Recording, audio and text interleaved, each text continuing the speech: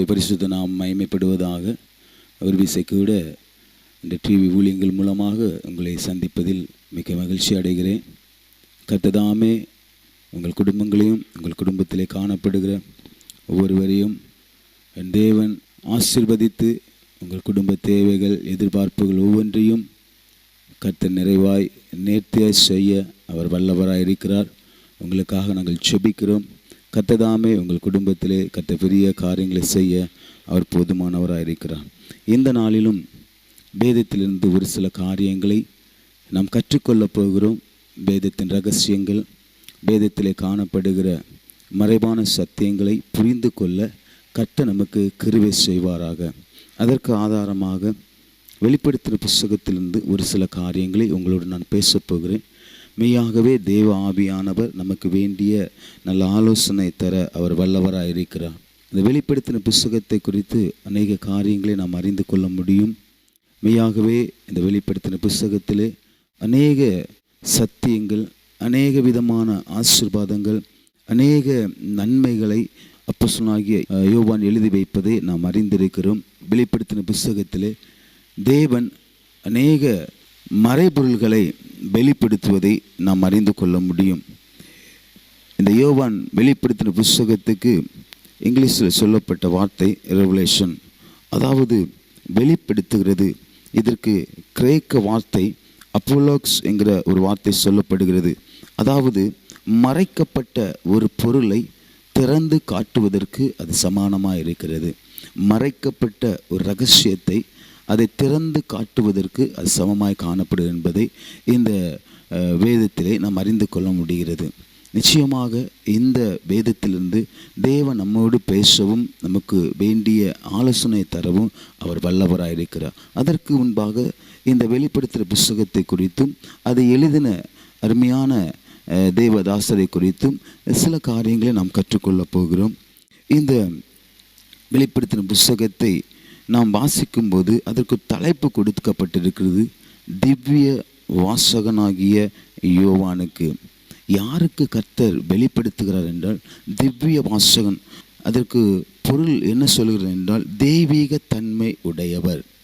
தெய்வீக தன்மை உடைய ஒரு மனிதனுக்கு கர்த்தர் ரகசியங்களை வெளிப்படுத்துகிறதா காணப்படுகிறது. யாருக்கு கர்த்தர் ரகசியங்களையும் தேவனுடைய திட்டங்களையும் கர்த்தர் வெளிப்படுத்துகிறார் என்றால் தெய்வீக தன்மை உடைய ஒரு மனிதனுக்கும் தெய்வீக தன்மை உடைய ஒரு மகளுக்கும் கர்த்தர் ரகசியங்களை கர்த்தர் வெளிப்படுத்துகிறார். என்ற அநேக நேரங்களில் நம்முடைய குடும்பத்திலே காணப்படுகிற சில காரியங்களை நாம் அறிந்து கொள்ள முடியவில்லை. அநேக நேரங்களில் குடும்பத்தில் நடக்கிற சம்பவங்கள், அநேக இழப்புகள், அநேக விதமான தடைகளை நாம் அறிய முடியவில்லை. ஆனால் இங்கே வேதாகமத்திலே தெய்வீக தன்மை உடைய ஒரு யோவானுக்கு கர்த்தர் மறைபொருள் ரகசியங்களை வெளிப்படுத்தினார். இந்த நாளிலும் நம்முடைய வாழ்விலும் தெய்வீக தன்மை, ஆவிக்குரிய முன்னேற்றமான பாதையிலே ஆவிக்குரிய உயர்வான காரியங்களை நாம் கடந்து செல்லும்போது தேவன் நமக்கு ரகசியங்கள், அதாவது குடும்பத்தில் நடக்க வேண்டிய காரியங்கள், நடக்கவிருக்கிற சம்பவங்களை கர்த்தர் நமக்கு தெளிவாய் உணர்த்தவும் போதிக்கவும் அவர் வல்லவராயிருக்கிறார். ஒன்று தெளிவாக சொல்ல முடியும், இந்த யோவானுக்கு, அருமையான பக்தனாகிய யோவானுக்கு கர்த்தர் வருகிற நாட்களில் நடக்க போகிற சம்பவங்களை, வருகிற நாட்களில் கர்த்தர் செய்ய போகிற திட்டங்களை என் தேவன் அருமையான தேவதாசருக்கு வெளிப்படுத்தினதுக்கு ஒரு முக்கிய காரணம், அவர் தெய்வீக தன்மையுடைய ஒரு மனிதனாய் காணப்பட்டார். நம்முடைய வாழ்விலும் நம்முடைய குடும்பத்திலே கர்த்தர் அருமையான திட்டங்களை கர்த்தர் வைத்திருக்கிறார். நம்முடைய குடும்பத்திலே அநேக ரகசியங்களை கர்த்தர் வைத்திருக்கிறார். நம்முடைய பிள்ளைகளை குறித்து அநேக திட்டங்களை கர்த்தர் வைத்திருக்கிறார். நம்முடைய சந்ததிகளை குறித்து அநேக ரகசியங்களை கர்த்தர் வைத்திருக்கிறார்.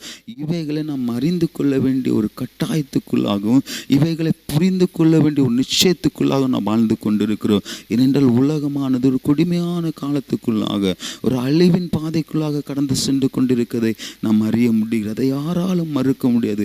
அப்படிப்பட்ட ஒரு சூழ்நிலையிலே, அப்படிப்பட்ட காலகட்டத்திலே நம்முடைய குடும்பத்தையும் நம்முடைய பிள்ளைகளை குறித்த திட்டங்கள், ரகசியங்கள், தெய்வீக தன்மை உடைய அந்த மனிதன் வரும் நாட்களை குறித்த ரகசியங்களை, திட்டங்களை பெற்றுக்கொண்டது போல நம்முடைய குடும்பத்திலும் கர்த்தர் என்ன செய்ய போகிறார், கர்த்தர் எதை செய்வதற்கு அவர் சுத்தமாக இருக்கிறார். என் பிள்ளையை கொண்டு, என்னை கொண்டு, என்னுடைய ஊழியங்களை கொண்டு, என் குடும்பத்தை கொண்டு, என்னுடைய பலவிதமான காரியங்களை கொண்டு கர்த்தர் என்ன செய்ய போகிறார் என்பதை நாம் அறிந்து கொள்ள வேண்டும் என்பதை தேவன் தெளிவாக நமக்கு உணர்த்துகிறார். இன்றைக்கு அநேக நேரங்களை அநேக ஊழியர்களை தேடி போகிறோம், அநேக மனிதர்களை நாடி போகிறோம். நான் தவறு என்று சொல்லவில்லை. ஆனால் அதை காட்டிலும் மேலான ஒரு கிருபையை, மேலான ஒரு அதிகாரத்தை நமக்கு கர்த்தர் வைத்திருக்கிறார், நம் தலைமையில கர்த்தர் வைத்திருக்கிறார் என்பதை நாம் மறந்து போய்விடக்கூடாது. அநேக நேரங்களில் பிரச்சனைகள், போராட்டங்கள், பலவிதமான காரியங்கள் நம்மை சூழும் போது ஏன் இப்படி நடக்கிறது, ஏன் இதை கர்த்தர் எனக்கு தெரியாமல் போய்விட்டார் என்று அநேக நேரங்களில் நாம் புலம்புவதுண்டு. கர்த்தர் எனக்கு முன்குறித்திருந்தால் என்றால், இதை அறிவித்திருந்தார் என்றால் நான் இதிலிருந்து விடுபட்டிருப்பேனே, என் குடும்பத்தில் இப்படிப்பட்ட ஒரு பிரச்சனை வந்திருக்கிறாது என்று அநேக நேரங்களில் நான் புலம்புவது உண்டு. ஆனால் கர்த்தர் யாருக்கு ரகசியங்களை வெளிப்படுத்துகிறார், யாருக்கு தெய்வ திட்டங்களை கர்த்தர் வெளிப்படுத்துகிறார் என்றால், தெய்வீக தன்மை உடைய ஒரு மனிதனுக்கு, யார் தெய்வீக தன்மை உடைய ஒரு மனிதனாய், உடைய ஒரு மகளாய் காணப்படுகிறார்களோ அவர்களுக்கு கர்த்தர் ரகசியங்களை வெளிப்படுத்துவார். அநேக நேரங்களில் நாம் செய்ய போகிற காரியங்களை குறித்து நாம் புலம்பிக் கொண்டிருக்கிறோம். இது நடக்குமா, இது நடக்காதா, இந்த வேலையை துவங்க போகிறேன், இது சரியாய் முடியுமா, இது சரியா முடியாதோ என்று அநேக நேரங்களை புலம்பிக் கொண்டிருக்கிறோம். நான் ஒன்று சொல்லுகிறேன், நீங்கள் தெய்வீக தன்மை உடைய ஒரு மனிதனாய், ஒரு மகளாய் காணப்படுவீர்களானால், தெய்வ சமூகத்தில் நீங்கள் ஜெபிக்கும் போது, தெய்வ சமூகத்தில் நீங்கள் அதற்காக தெய்வ சமூகத்தில் நீங்கள் முழங்கால் படியிடும் போது கர்த்தர் உங்களுக்கு அந்த ரகசியத்தை, அந்த திட்டத்தை வெளிப்படுத்த அவர் சுத்தமாக இருக்கிறார்.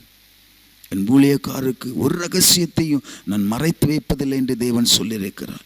தேவனுடைய பிள்ளைகளாகிய ஒரு பிள்ளைகளுக்கும் அவர் ரகசியங்களை மறைத்து வைக்கிற தேவன் அல்ல, அதை வெளிப்படுத்துகிற தேவனாய் இருக்கிறார், அதை அறிவிக்கிற தேவனாய் இருக்கிறார். அது மாத்திரமல்ல, இந்த யோவானை குறித்து இன்னும் ஒரு சில காரியங்களை நாம் அறிந்து கொள்ள முடியும். இந்த யோவானுக்கு இந்த வேதாகமத்தில் 2 விதமான பேர் கொடுக்கப்பட்டிருக்கிறது.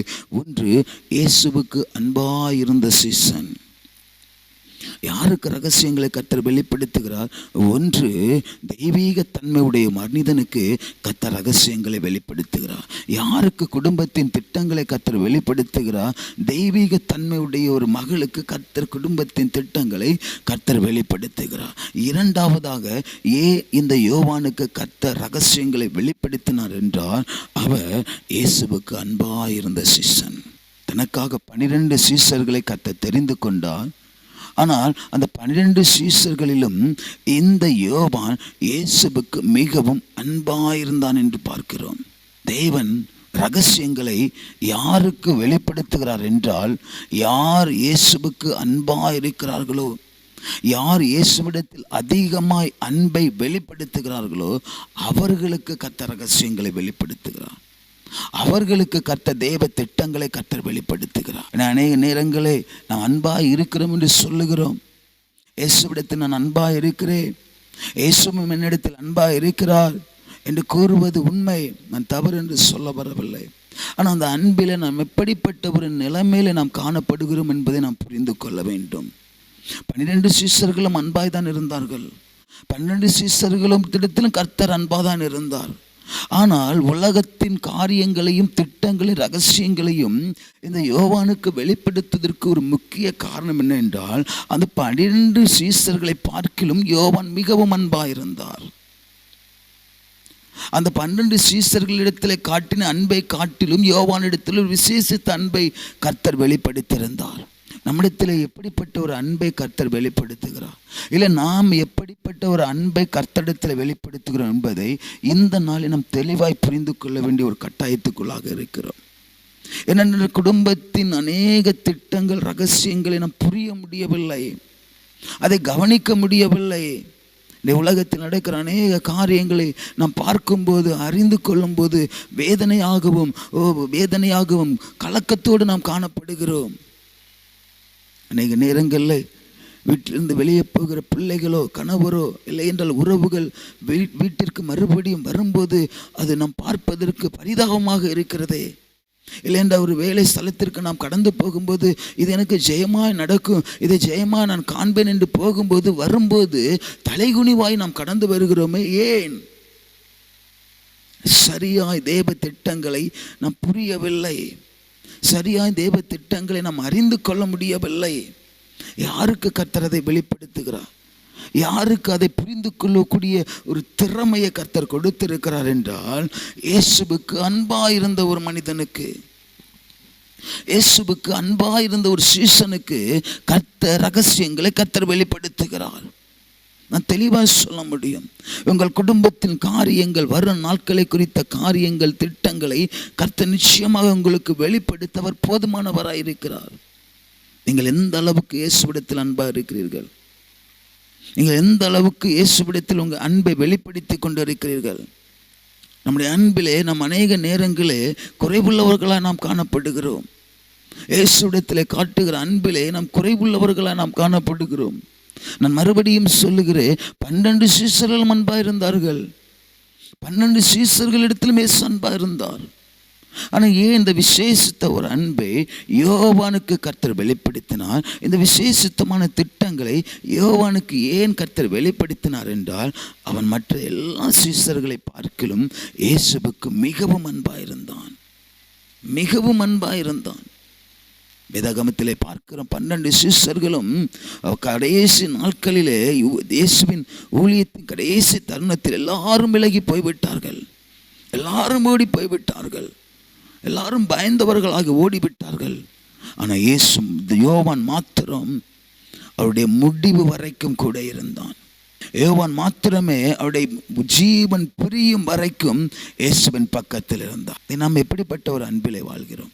கடைசி வரைக்கும், என் வாழ்வின் கடைசி அந்தம் நான் இயேசுவுக்கு அன்பாயிருப்பேன், இயேசுவின் வருகை பரியந்த இயேசுவிடத்தில் நான் அன்பாயிருப்பேன். திட்டங்களை நான் அறிந்து கொள்ள வேண்டும் அல்லவா? தேவ ரகசியங்களை நான் புரிந்து கொள்ள வேண்டும் அல்லவா? அப்படிப்பட்ட ஒரு பிள்ளைகளுக்கு, அப்படிப்பட்ட ஒரு தேவ ஜனங்களுக்கு கர்த்தர் ரகசியங்களை கர்த்தர் வெளிப்படுத்துகிறார். முதலாவதாக நாங்கள் சொன்னேன், தெய்வீக தன்மை உடைய ஒரு மனிதனுக்கு கர்த்தர் ரகசியங்களை வெளிப்படுத்துகிறார். தெய்வீக தன்மை உடைய ஒரு மகளுக்கு கர்த்தர் ரகசியங்களை வெளிப்படுத்துகிறார். இரண்டாவதாக நான் கூறினேன், இயேசுவுக்கு மிகவும் அன்பாயிருந்த ஒரு மனிதன், இயேசுவுக்கு மிகவும் அன்பை வெளிப்படுத்தின ஒரு மனிதனுக்கு கர்த்தர் ரகசியங்களை கர்த்தர் வெளிப்படுத்துகிறார். மூன்றாவது ஒரு காரியத்தை சொல்லுகிறேன். இந்த யோவானை குறித்து இன்னொரு பேர் கொடுக்கப்பட்டிருக்கிறது. இவன் இயேசுவின் மார்பிலே சாய்ந்து கொண்டிருந்தார். இயேசுவின் மார்பில் சாய்ந்து கொண்டிருந்த ஒரு மனிதன். யாரிடத்தில் கர்த்தர் ரகசியங்களை வெளிப்படுத்துகிறார்?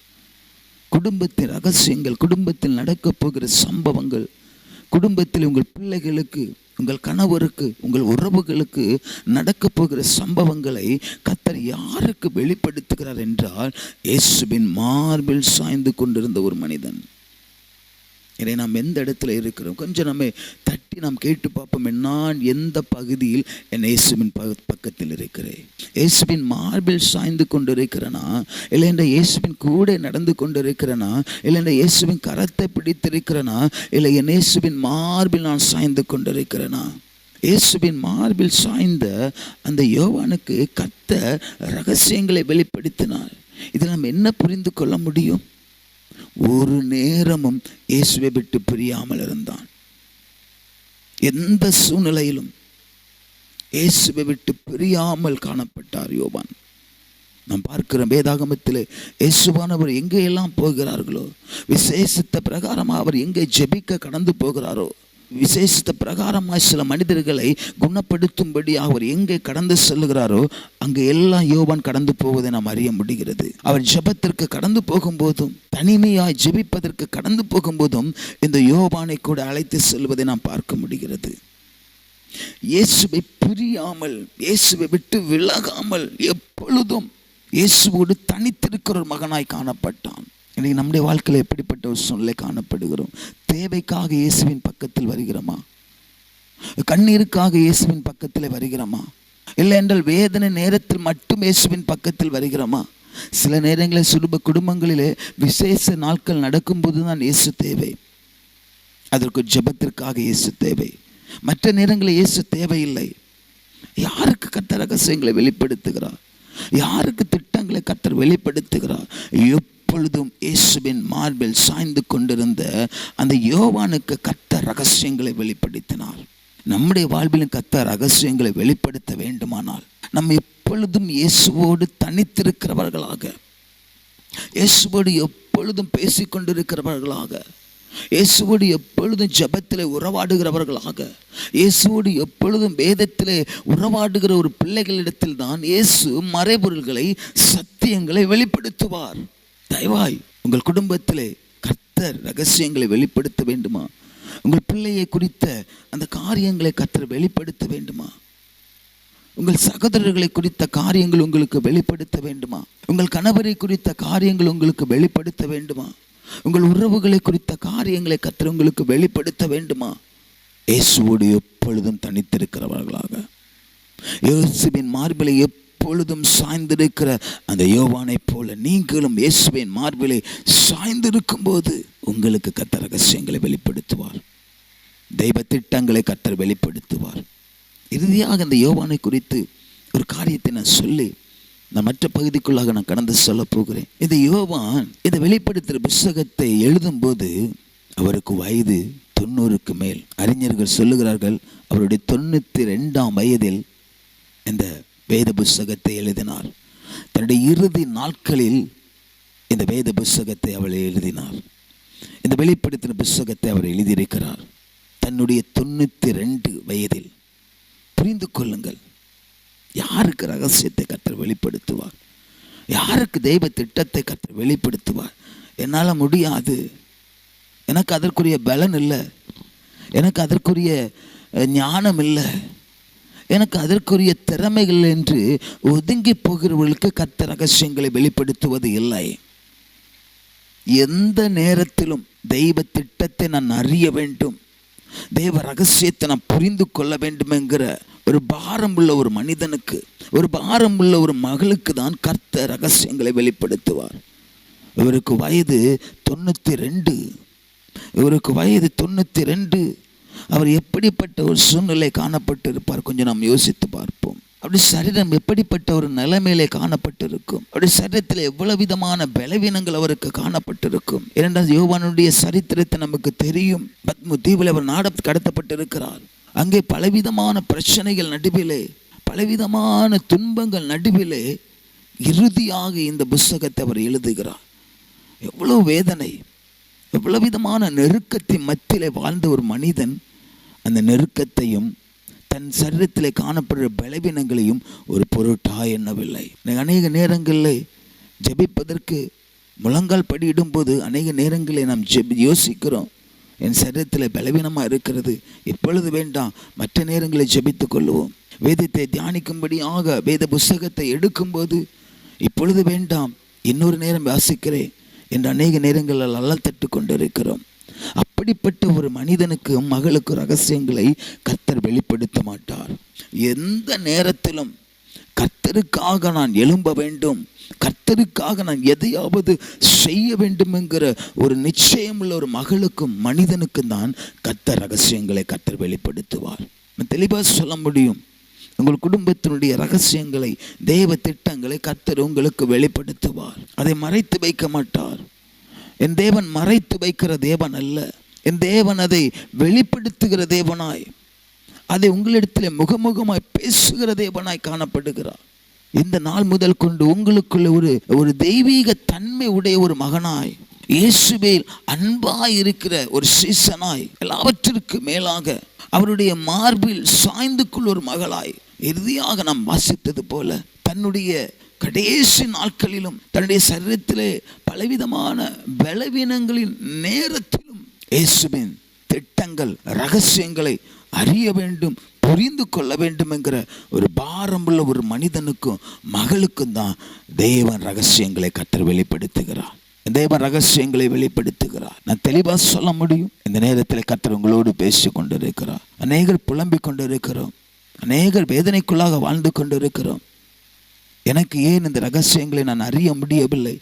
எனக்கு ஏன் இந்த ரகசியங்களை நான் புரிந்து கொள்ள முடியவில்லை? ஏன் இந்த சூழ்நிலை என் குடும்பத்திற்குள்ளாக கடந்து வந்தது என்று அநேக நேரங்களில் வேதனையோடு வாழ்ந்து கொண்டிருக்கிறோம். இந்த நாளில் கர்த்தர் உங்களோடு உணர்த்தி விட்டார். இந்த வெளிப்படுத்தின புத்தகத்தை நாம் தியானிப்பதற்கு முன்பாக என் தேவன் தெளிவாய் உங்களோடு வெளிப்படுத்தி விட்டார். உங்கள் குடும்பத்தின் ரகசியங்களை நீங்கள் புரிந்து கொள்ள வேண்டும். உங்கள் குடும்பத்தில் நடைபெறுகிற திட்டங்களை நீங்கள் அறிந்து கொள்ள வேண்டும் என்பதை கர்த்தர் தெளிவாக உணர்த்துகிறார். தெளிவாய் உங்களோடு பேசிக் கொண்டிருக்கிறார். நான் நிச்சயமாக சொல்ல முடியும், இந்த பிரசங்கத்தை, இந்த வார்த்தையை கேட்டுக்கொண்டு இருக்கிற ஒவ்வொரு பிள்ளைகளோடும் கர்த்தர் பேசிக் கொண்டிருக்கிறார். நீங்கள் தெய்வ திட்டங்களை அறிந்து கொள்ள போறீங்க. தெய்வ ரகசியங்களை நீங்கள் புரிந்து கொள்ள போகிறீர்கள். அதற்கு முதலாவது உங்களிடத்தில் தெய்வீக தன்மை காணப்படட்டுமே.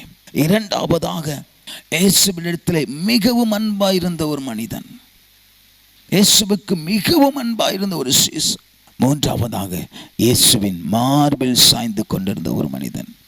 கடைசியாக, அவருடைய இறுதி நாட்களிலும் கர்த்தருக்காக எதையாவது செய்ய வேண்டும் என்கிற ஒரு நிச்சயத்தோடு வாழ்ந்த ஒரு மனிதனுக்கு கர்த்தர் ரகசியங்களை கர்த்தர் வெளிப்படுத்துகிறார். உங்களுக்காக நான் ஜெபிக்கிறேன். உங்களுக்கு கர்த்தர் ரகசியங்களை வெளிப்படுத்த வேண்டும். அதற்குரிய தெய்வீக தன்மையை கர்த்தர் உங்களுக்கு தர வேண்டும். அதற்குரிய ஆலோசனை கர்த்தர் உங்களுக்கு தர வேண்டும். உங்களுக்கு அதற்குரிய பலனை கர்த்தர் தர வேண்டும். உங்களுடைய சோர்வுகள் மாற வேண்டும். உங்கள் பலவீனங்கள் உங்களை விட்டு கடந்து போக வேண்டும் என்று நான் வாஞ்சையோடு எதிர்பார்க்கிறேன். நிச்சயமாக இந்த வார்த்தைகள் மூலமாக கர்த்தர் உங்களோடு பேச போகிறார்.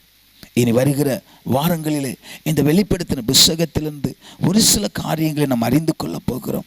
நம்முடைய குடும்பத்திற்கும், நம்முடைய குடும்பத்தின் வாழ்க்கைக்கும் நம்மிடத்தில் காணப்பட வேண்டிய காரியங்கள் என்ன என்பதை இந்த வெளிப்படுத்தின புத்தகத்திலிருந்து வருகிற வாரங்களிலே உங்களோடு நான் பேச போகிறேன். நிச்சயமாக அந்த வார்த்தைகள் மூலமாக கர்த்தர் உங்களை ஆசீர்வதிக்கவும், உங்களை உணர்த்தவும், உங்களை உருவாக்கவும், உங்களை உத்வேகப்படுத்தவும் அவர் போதுமானவராயிருக்கிறார். அநேகரை கர்த்தர் வார்த்தையினால் பலப்படுத்தினார். இன்றைக்கு இந்த தேவன் இந்த இடத்துல நிறுத்துவதற்கு முக்கிய காரணம் கர்த்தருடைய வார்த்தை. என்னை பலப்படுத்தினது, என்னை உருவாக்கினது, என்னை உத்வேகப்படுத்தினது. அதே வார்த்தை உங்களையும் உருவாக்கும், உங்களையும் உத்வேகப்படுத்தும், உங்களை உற்சாகப்படுத்தும் என்பதிலே நான் நிச்சயம் உள்ளவனாய் காணப்படுகிறேன். அநேக அழிந்து போகிற ஜனங்களுக்கு, அநேக துன்மார்க்கமாக ஜீவிக்கிற அநேக வாலிபர்களுக்கு தேவனுடைய வார்த்தை கடந்து போக வேண்டும் என்று வாஞ்சியோடு காணப்படுகிறேன். நிச்சயமாக இந்த வார்த்தைகள் மூலமாக கர்த்தர் உங்களை ஆசீர்வதிப்பார். உங்களுக்காக நான் ஜெபிக்கிறேன். கர்த்தர் உங்கள் குடும்பத்திலே போதுமான நன்மைகளையும் ஆசீர்வாதங்களையும் அவர் செய்வதற்கு போதுமானவராக இருக்கிறார். நல்ல தேவனே, அருமையான இந்த வார்த்தைகள் மூலமாக அந்த பிள்ளைகளோடு நீ பேசுறீங்க ராஜா. இந்த வெளிப்படுத்தின புத்தகத்தை நாங்கள் தியானிப்பதற்கு முன்பாக இந்த வெளிப்படுத்தின புத்தகத்தை எழுதின அருமையான ஆசிரியரை குறித்து ஒரு சில காரியங்களை நாங்கள் புரிந்து கொள்ள என் தேவன் எங்களுக்கு கிருபை செய்தீர். அருமையான தேவ ஜனங்களோடு கர்த்தர் பேசிவிட்டு ராஜா, ரகசியங்களை புரிந்து கொள்வதற்கு நாங்கள் எப்படிப்பட்ட தகுதி உள்ளவர்களாய் காணப்பட வேண்டும் என்பதை கர்த்தர் தெளிவாய் உடைய பிள்ளைகளுக்கு உடைய வேதத்தின் வாயிலாக, உடைய வேதத்தில் காணப்பட்ட ஒரு மனிதனின் வாயிலாக நீ பேசினபடி அமக்கு நன்றி செலுத்துகிறோம் அப்பா. உருவாக்கும், உத்வேகப்படுத்தும், உற்சாகப்படுத்தும், உமக்கு உகந்த பாத்திரங்களாய் கத்த மாற்றும். தடைகள் மாறட்டும். இயேசுவின் நாமத்தை ஜெபிக்கிறோம் பிதாவே, ஆமென்.